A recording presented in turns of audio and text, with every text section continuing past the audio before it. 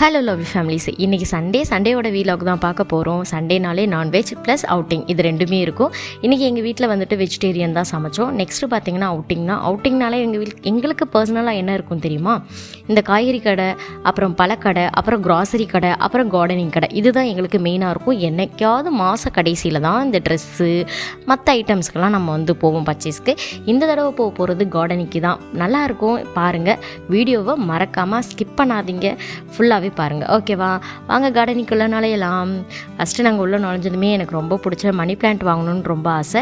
So அதுக்காக வந்துட்டு மணி பிளான்ட்டெல்லாம் ஒன்றும் பார்க்கலான்னு போனோம். ஒவ்வொரு இதுலேயும் மணி பிளான்ட் வந்து நிறைய ரகம் இருக்குதுன்னு சொன்னாங்க. நமக்கெல்லாம் அதெல்லாம் தெரியாது. நமக்கு மணி பிளான்ட்னாலே மணி பிளான்ட் ஒன்று தான். மணி பிளான்ட்டில் 24 வகை இருக்குதுன்னு சொன்னாங்க.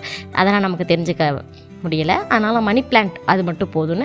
அப்புறம் எனக்கு மல்லி செடி வேணும்னு சொன்னோம். அதில் நிறைய மல்லி இருக்குது, குண்டு மல்லி எல்லாம் சொல்லும்போது மதுரை மல்லி இருக்கான்னு நம்ம ஊர் மல்லியை நம்ம வீட்டில் வைக்கலன்னா எப்படி அப்படின்னு சொல்லிட்டு மதுரை மல்லி வாங்கினோம். எனக்கு ரொம்ப நாளாக வீட்டில் ஆசை என்னென்னா, முன்னாடி வந்து அந்த ஹேங்கிங்கில் வந்துட்டு மணி பிளான்ட்டெல்லாம் தொங்க விட்டு, அந்த ஹேங்கிங் பாட் இருக்குல்ல, அந்த பாட்டில் வந்துட்டு மணி பிளான்ட் தொங்க விடணும்னு ஆசை. பட் அதுக்குள்ளே வந்து கொஞ்சம் ப்ராப்பராக வீட்டில் வந்துட்டு ஆணியெல்லாம் அடிக்க வேண்டியது இருக்குது. ஸோ அதெல்லாம் அடித்ததுக்கப்புறம் தான் அந்த ஹேங்கிங் மெத்தடே யூஸ் பண்ண முடியும்.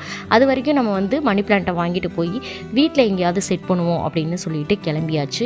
மணி பிளான்ட் வாங்கினோம். அப்புறம் பார்த்திங்கன்னா இந்த ரோஸ் செடி எங்களுக்கு ரொம்ப எப்படி சொல்கிறது, பார்த்தோன்னே பிடிச்சிருந்துச்சி. என் பையன் எனக்கு இந்த ரோஸ் செடி வாங்கணும். என் பையன் சொன்னாலே அந்த ரோஸ் செடி கொஞ்சம் சக்ஸஸாக நல்லா வளரும். அதனால் ஒரு எப்படி சொல்கிறது, ஒரு ஆசைக்கு, அவனோட ஆசைக்காகவும் இந்த ஒரு ரோஸ் செடியை வாங்கியாச்சு. ஸோ இதெல்லாம் வாங்கிக்கிட்டு வீட்டுக்கு கிளம்பலாம் அப்படின்னு சொல்லிகிட்டு இருந்தோம்.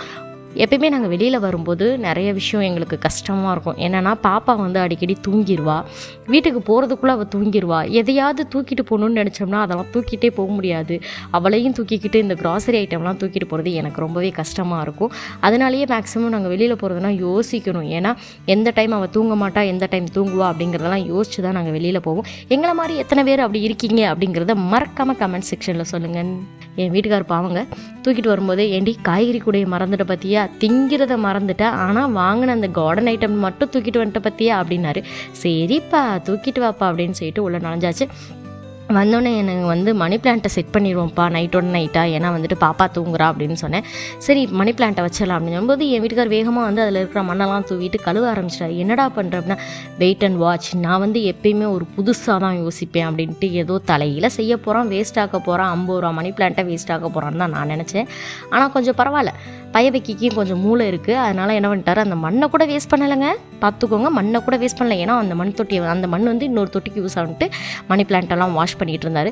சரி என்னமோ பையவைக்கி செய்யட்டும் அப்படின்னு நானும் பொறுமையாக வேடிக்கை பார்த்துக்கிட்டு இருந்தேன்.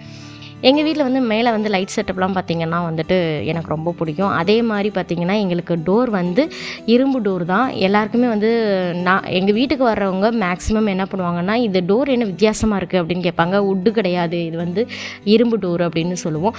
எங்கள் டோர் தெரிஞ்சிச்சுன்னா கமெண்ட்ஸில் சொல்லுங்கள். இந்த மாதிரி எத்தனை பேர் வந்து இரும்பு டோர் போட்டிருக்கீங்க அப்படின்னு சொல்லுங்கள். இப்போ ரீசெண்டாக நிறையா பேர் வீட்டில் வந்து இரும்பு டோர் வந்து ரெஃபர் பண்ணுறாங்க. ஸோ எங்களுக்கு பர்சனலாக இந்த இரும்பு டோர் சூப்பராக செட் ஆச்சு. சரி வாங்க, இது எங்கள் வீட்டுக்கார் வந்து எதில் கொண்டு போய் வைக்கிறான்னு பார்ப்போம். உள்ளே போகும்போதே ஒரு அதிர்ச்சி காத்துக்கிட்டு இருந்துச்சு. என்ன அப்படின்னு பார்த்தீங்கன்னா, என் பையன் நாங்கள் வாங்கிட்டு வந்த வெஜிடபிள்ஸ் கூட ஓப்பன் பண்ணி அதிலிருந்து ஸ்ப்ளிட் பண்ணிக்கிட்டு இருந்தான். அவனுக்கு நாங்கள் சில விஷயம்லாம் சொல்லியே கொடுக்க மாட்டோம், அவனாகவே கற்றுக்குவான். அதுவும் மெயினாக எனக்கு ஹெல்ப் பண்ணுற மாதிரி நிறையா விஷயம் பண்ணுவான். நானும் அவரும் வெளியில் வீடியோ எடுத்துகிட்டு உள்ளே நுழையும் போதே அந்த வெஜிடபிள்ஸோட எடுத்து தனியாக செப்பரேட்டாக கேரட்டு, பீன்ஸு எல்லாத்தையும் தனித்தனியாக வச்சுக்கிட்டு இருந்தான். பரவாயில்ல, நம்ம பையன் நம்ம சொல்லாமலே சில வேலை செய்யும்போது நமக்கு ரொம்ப ஹாப்பியாக இருக்கும். நம்ம பையன் நம்ம சொல்லாமலே சில வேலைகள் செய்கிறானே, பரவாயில்ல அப்படின்னு தோணும். என் வீட்டுக்காரர் என்னமோ தூக்கி இதை மாட்டி இந்த ஃபிஷ் டேங்க்குள்ளே வச்சு இதில் கயிறை கட்டி தொங்க விட்டு இதை சுற்றி வரும் பார்த்தியா அப்படின்னாரு. ஏண்டா இப்படி பண்ணுறத பார்த்தீங்களா, சுற்றி வந்தீக சுட்டு வேறெல்லாம் சுட்டிங்கன்னு என்னமோ பாட ஆரம்பிச்சிச்சு. நைட்டு நீ ஆடுற ஆட்டத்தில் பாப்பா எந்திரிச்சிடப்போறா சாமி, கொஞ்சம் சீக்கிரம் எந்த வேலையானாலும் முடிடா அப்படின்னு சொன்னேன். அதோட ஏதோ கம்பு குச்சியை நடுவில் நீட்டி அதில் கயிறை கட்டி மேலே இருக்கிற ஆணியில் மாட்டி ஏதோ பண்ணினாருங்க. அப்புறம் சொன்னார், ஃபிஷ் டேங்க்குள்ளே வந்து மணி பிளான்ட் வச்சா சீக்கிரம் வளரும். அதுக்கப்புறம் நம்ம வந்து கட் பண்ணி பாட்டில் தனித்தனியாக வச்சுக்கலாம் அப்படின்லாம் சொன்னார். சரி ஓகே, எப்பயுமே இவர் சொல்கிறது கரெக்டாக தான் இருக்கும் அப்படின்னு நினச்சிட்டு புருஷன் பேச்சை கேட்கணும் இல்லையா. ஸோ அது வந்து பொண்டாட்டியோட மிகப்பெரிய கடமை, அப்படி கடமை கண்ணியம் கட்டுப்பாடு அப்படிங்கிற மாதிரி நானும் சரி செய்வோமே அப்படின்னு சொல்லிட்டு செஞ்சேன். கடைசியில் என் பையன் வந்து வெஜிடபிள்ஸ் எல்லாம் தனித்தனியாக எடுத்து வச்சுருந்தான். அவனுக்கும் கொஞ்சம் ஹெல்ப் பண்ணணும். ஏன்னா நம்ம குழந்தைங்க ஒரு வேலை செஞ்சுக்கிட்டு இருக்கும்போது அவங்களோட நம்மளும் ஜாயின் பண்ணி பண்ணும்போது அவங்களுக்கு இன்னும் இன்ட்ரெஸ்ட் அதிகமாகும். அது எந்த வேலையாக இருந்தாலும் சரி, காய் எடுத்து வைக்கிறதா இருந்தாலும் சரி, ட்ராயிங்ஸாக இருந்தாலும் சரி, எதுவாக இருந்தாலும் அவனோட நான் மிங்கிலாகி போயாச்சு. நெக்ஸ்ட்டு பார்த்திங்கன்னா நம்ம அம்மா வீட்டிலேருந்து கொஞ்சம் நாட்டு மல்லி வாங்கிட்டு வந்திருந்தேன், தனியா. ஏம்மா இதை கூட நீ அம்மா வீட்டிலேருந்து சுட்டுட்டு வருவியானா? எல்லாருமே அப்படித்தானேங்க. அம்மா வீட்டுக்கு போனோம்னா எதெல்லாம் இங்கே சென்னையில் கிடைக்காதோ, எதெல்லாம் ரேராக கிடைக்குமோ அதெல்லாம் ஒன்று விடாமல் எடுத்துகிட்டு வந்துடுவேன். நான் இந்த தடவை போனப்போ என்னென்ன எடுத்துகிட்டு வந்தீங்கன்னா நீங்கள் ஆச்சரியப்படுவீங்க. மருதாணி இலை பறங்கிட்டு வந்தேன், புளி வாங்கிட்டு வந்தேன், பூண்டு வாங்கிட்டு வந்தேன், அப்புறம் இந்த தனியா வாங்கிட்டு வந்தேன், மிளகாத்தூள் அரைச்சி கொண்டு வந்திருந்தேன். இதெல்லாம் அம்மா வீட்டில் அம்மா இருக்கிற வரைக்கும் இதெல்லாம் எப்படி சொல்கிறதுனா, சகல செல்வங்களும் நமக்கு வந்தால் கூட ரொம்ப சந்தோஷப்பட மாட்டோம். அம்மா வீட்டிலேருந்து ஒரு துளி கருவேப்பிலை வந்தால் கூட எங்கள் அம்மா எனக்கு கருவேப்பிலை கொடுத்துருக்கே அப்படின்னு சொல்லிட்டு ரொம்ப ஹாப்பியாகிடுவோம். சரி, அதுக்குள்ளே இந்த சப்ஜெக்ட்டுக்கு வந்துடுவோம். மல்லியை நல்லா வந்து இடிச்சிட்டு நைட்டு வந்து நான் ஊற வச்சுட்டு மறுநாள் காலையில் வந்துட்டு நம்ம பாட்டில் வந்து போட்டுடலாம் அப்படின்னு சொல்லிட்டு அதுக்குள்ளே ஏற்பாடு தான் செஞ்சுக்கிட்டு இருக்கேன்.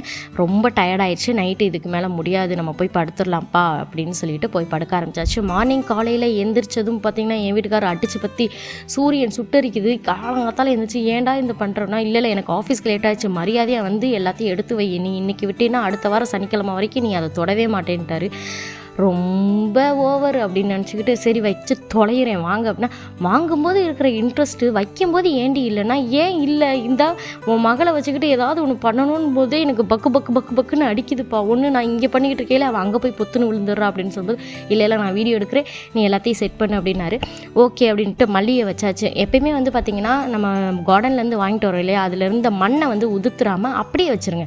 அப்படியே வச்சுட்டு அதுக்கப்புறம் நம்ம வந்து இந்த மண் வாங்கிட்டு வந்துருப்போம். நாங்கள் வந்து ஒரு மூடை மண் வாங்கிட்டு வந்திருந்தோம். அம்மா ஊர் சிவகங்கை, அதில் வந்து செம்மண் பூமி. ஆல்ரெடி தோண்டுனாலே பார்த்திங்கன்னா செம்மனாக தான் வரும். அதில் அவ்வளோ செடிகள் சூப்பராக வளரும்.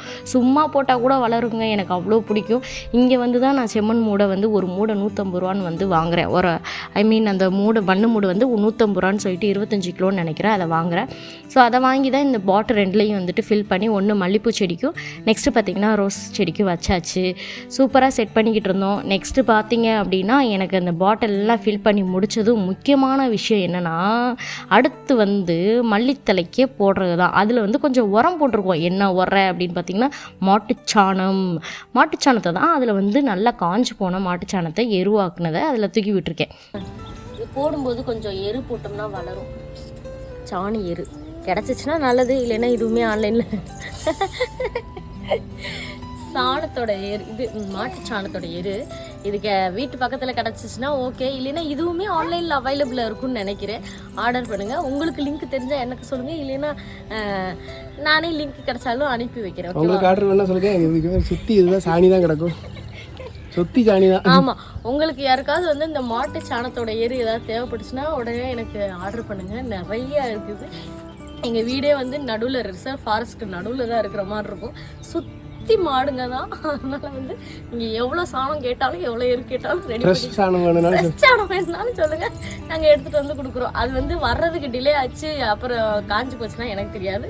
மாடு உடனே அட்ரஸ் பிங் பண்ணுறோம், வந்து எடுத்துக்கோங்க. அவ்வளோ வீட்டை சுற்றி இருக்கும். டெய்லி எனக்கு அதுதான் காலையில் வேலை. என்னென்னா மாடுச்சாணம் தள்ளி ஒரு இடத்துல போட்டு அதை எருவாக்குறது தான் வேலை. ஏன்னா நமக்கு அதுதானே வேலை, வேற என்ன வேலை? வீட்டில் சும்மா இருக்கிறதுக்கு என் மக அடுத்து செடியை பிக்க ஆரம்பிச்சிட்டா. வந்துருமா தங்கமே.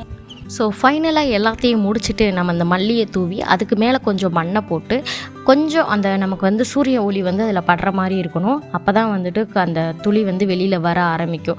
ரொம்பவும் நிழல்லையே வைக்கக்கூடாது, ரொம்பவும் அடிக்கிற வெயிலில் வைக்காமல் மீடியமாக இருக்கும் இல்லையா. ஸோ அந்த இடத்துல வந்து நம்ம வைக்க ஆரம்பிச்சிடலாம். ஸோ இதுதாங்க ஃபைனலாக முடிச்சு விட்டுட்டு நான் வீட்டுக்கு கிளம்பணும். ஏன்னா என் புருஷனுக்கு வேலைக்கு கிளப்பணும். காலை சாப்பாடு, மதிய சாப்பாடு, நைட்டுக்கு சாப்பாடு எல்லாத்தையும் ஒட்டுமொத்தமாக ஒரே பாக்ஸில் கட்டி கொடுத்து மனுஷனை வீட்டை விட்டு துரத்துற வரைக்கும் எனக்கு மைண்டு வேலையே செய்யாது.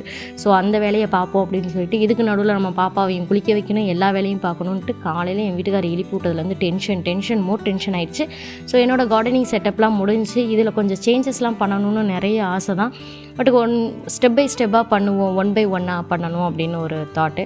இந்த பக்கத்தில் இருக்கிற ஜாதி மல்லியை கூட பார்த்திங்கன்னா அது கொடி தானே, ஸோ கொடி வந்து சுற்றி வர்றதுக்கான வாய்ப்பு இல்லாமல் ரொம்ப அது கஷ்டப்பட்டுக்கிட்டு இருக்குது.